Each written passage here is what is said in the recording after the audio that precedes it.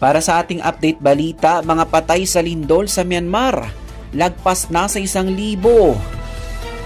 Kumitil ng mahigit na 1,000 katao ang tumatawag magnitude 7.7 na lindol sa Myanmar na naramdaman din sa mga karatig na bansa kabilang sa Bangkok, Thailand.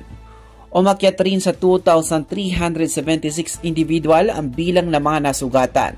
Karamihan sa mga naitalang nasawi ay sa Mandalay, ang ikalawang pinakamalaking syudad ng Myanmar at syudad na pinakamalapit sa epicentro ng lindol. Sa ngayon, nagkukumahog pa rin ang mga rescue workers sa paghahanap ng mga survivors sa Myanmar maging sa Thailand. Ayon sa isang rescue team, kanilang hinuhukay ang mga nabaon sa gumuhong mga gusali sa Mandalay gamit lamang ang kanilang mga kamay. Nagpapatuloy din ang rescue operation sa under construction na high-risk building sa Bangkok matapos itong gumuho kung saan nasa 100 construction worker ang nananatiling unaccounted at 6 ang napaulat na sawi ayon sa local government officials.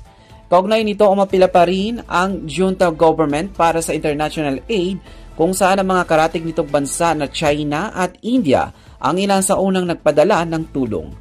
At yan ang mga ating update balita. Ito po ang inyong lingkod, si Loy Imam, nag-uulat.